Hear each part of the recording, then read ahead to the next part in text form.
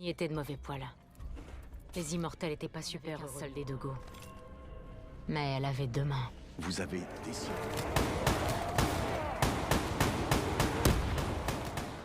Hendrix est intervenu, mais c'était déjà trop tard depuis. Nous n'étions pas seuls dans le ciel. Notre-Dame.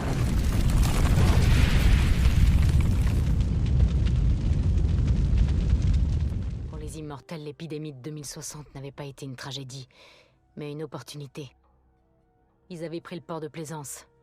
Pas moyen de les déloger. Les biodômes étaient imprenables. Les Maccabes y entreraient jamais. Hendrix avait un contact, Danny. Un lèche-botte pas possible. Mais il pouvait nous trouver un moyen de transport. Et puis, Taylor était arrivé au biodôme avant nous. Danny prétendait savoir où il allait. Comment avait-il eu l'information?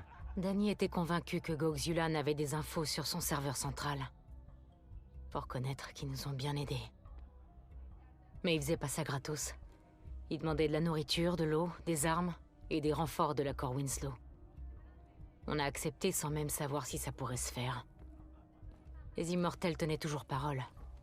Et ils faisaient pas de cadeaux à ceux qui les trahissaient. Danny était de mauvais poil. Les immortels étaient pas super heureux de nous voir. Ils connaissaient notre rôle dans les événements de coalescence. Danny nous a même accusés d'avoir ouvert les zones de confinement nous-mêmes. Hendrix lui a fait entendre raison. Mais pour moi, ça changeait rien. J'étais dans la salle du serveur. On avait eu une chance d'arrêter Diaz. Ne culpabilisez pas pour quelque chose dont vous n'avez pas le contrôle. Les puissances en présence étaient bien supérieures à la vôtre. Vous n'étiez qu'un pion dans son jeu, finalement. Un pion de Deimos. En tout cas, on n'était pas les seuls pions dans cette pièce. Comment ça? Nous faire sortir de là, c'était plausible. Mais prétendre savoir où était Taylor... L'expression « trop beau pour être vrai », ça vous parle? C'était ça. Il y avait un truc pas net. Je lui ai dit à Danny. Ça lui a pas trop plu, bien sûr, mais... Bon, on s'est dit qu'il avait les jetons. L'épidémie était devenue mondiale, elle prenait de l'ampleur. On flippait tous. Jusque-là, on s'était pas trop inquiétés. Les morts étaient restés dans leur cage et tout le monde faisait comme s'il s'était rien passé. Taylor et Diaz ont changé ça. Les pays étaient ravagés par des émeutes, des guerres civiles. C'était le chaos, avant même que les Maccabes s'en mêlent. Mais Danny avait pas peur, en fait. Il gagnait du temps. Et ça nous a pris un moment pour comprendre pourquoi. L'ego. Danny vous a piégé? Non, non, non, c'était autre chose. Leurs yeux, complètement vides, sans vie. J'avais l'impression qu'ils pouvaient voir à travers moi. Ils avaient tous le même regard. Comme Diaz. C'est plus tard qu'on a appris que les gros bonnets des immortels étaient équipés d'une IDN, comme nous. Si on avait pu prévoir le rôle qu'elle aurait, cette technologie. Pas de bol pour eux. Les chasseurs de mort ont toujours un plan B.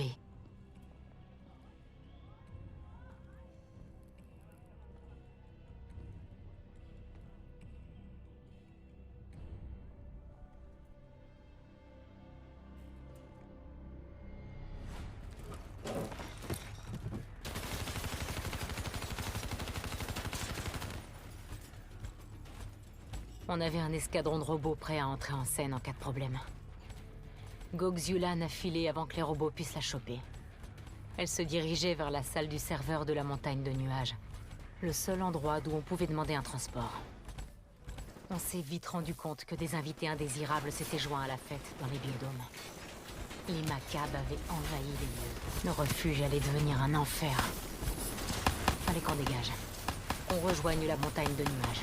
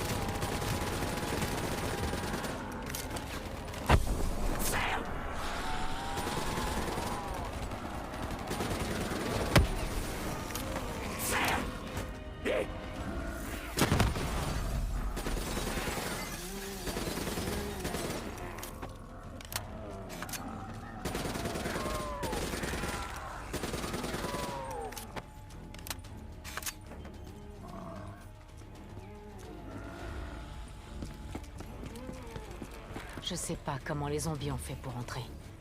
Une porte mal fermée, une planche pas bien clouée en travers d'une fenêtre. On s'en foutait. Ils arrivaient par centaines. On était des...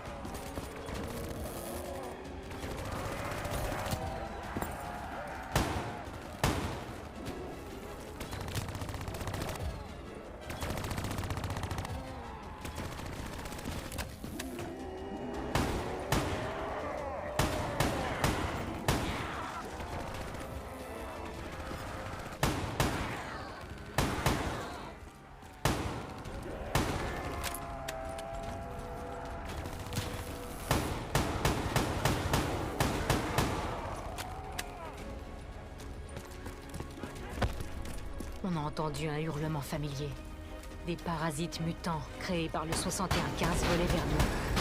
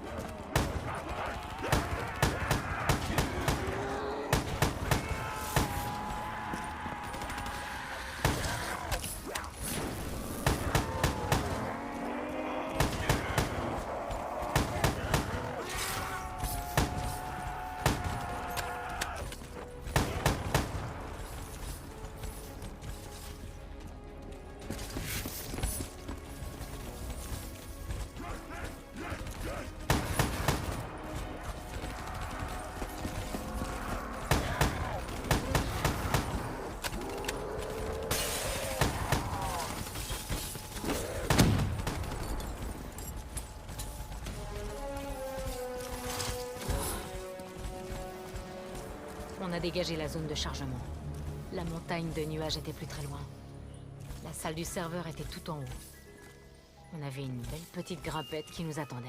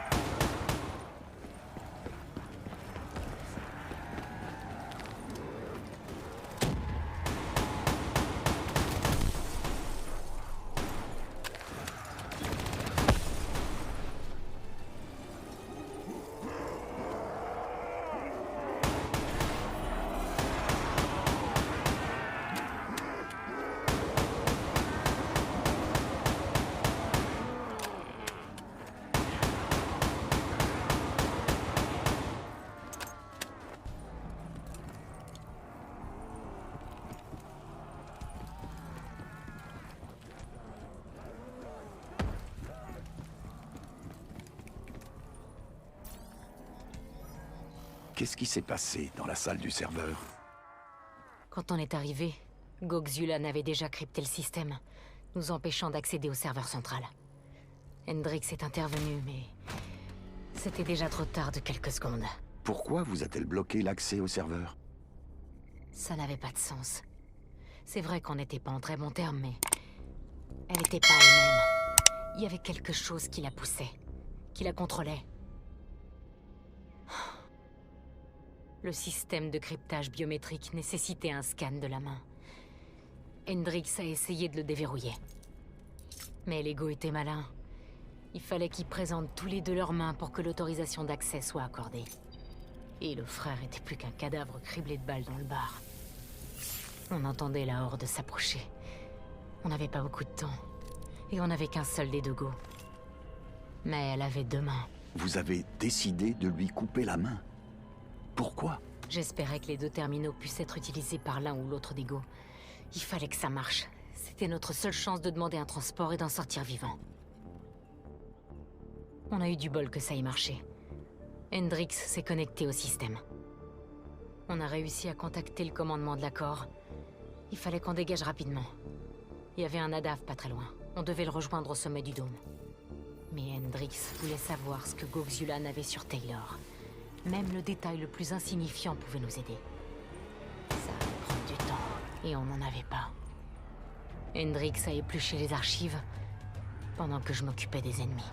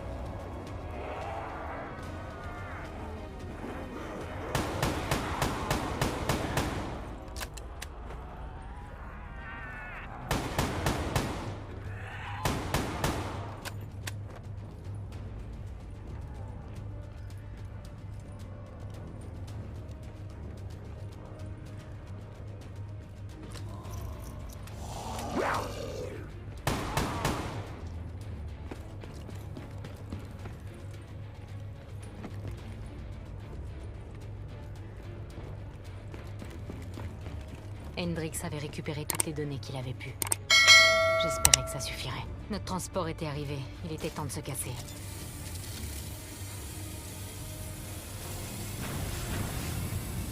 Nous n'étions pas seuls dans le site. Notre ADAV avait attiré l'attention d'un ancien fantôme autopiloté. On devait trouver autre chose.